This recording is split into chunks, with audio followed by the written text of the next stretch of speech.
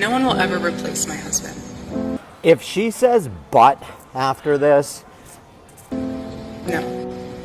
But I do see some similarities. But I do see some similarities. But I do see some similarities of my husband in JD and Vice President JD Vance. I do. And that's why I'm so blessed to be able to introduce him tonight. Even his name is fake. He didn't go by Vance until he was 30 years old.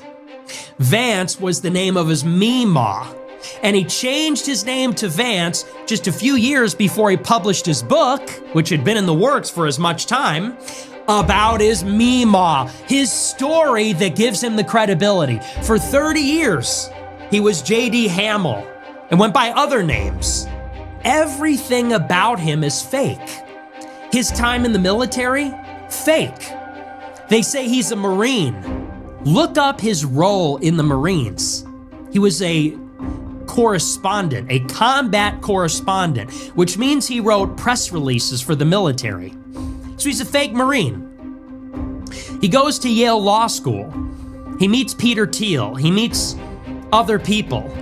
His first job in tech, it's a biotech firm. The CEO says he only hired Vance as a favor to Peter Thiel. That was his first job. He graduates from law school and then works for a biotech firm. How does a law school graduate go to work for a biotech firm? Well, the guy that hired him tells us he hired him as a favor to Thiel. Then, Vance works at a series of venture capital firms. First, he works for Thiel for about 7 months while he drops his book. Then he works for the founder of AOL at a company called Revolution. Then he starts his own venture capital firm with money from Peter Thiel. 3 firms in 5 years.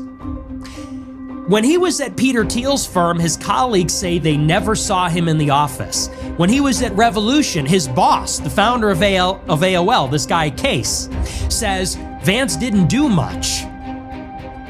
Inexplicably, he raises over $120 million at his firm, mostly from Peter Thiel, Mark Andreessen, and others.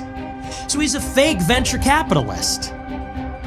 Then, even though he opposed Trump from the very beginning, Peter Thiel organizes a meeting with Vance and Trump in 2021 to smooth things over. And then in 2021, Vance declares his candidacy for Senate of Ohio. Peter Thiel makes the biggest contribution of any individual donor in a Senate race in American history of $15 million. Thiel, with his connections, secures Trump's endorsement, and Vance becomes a senator.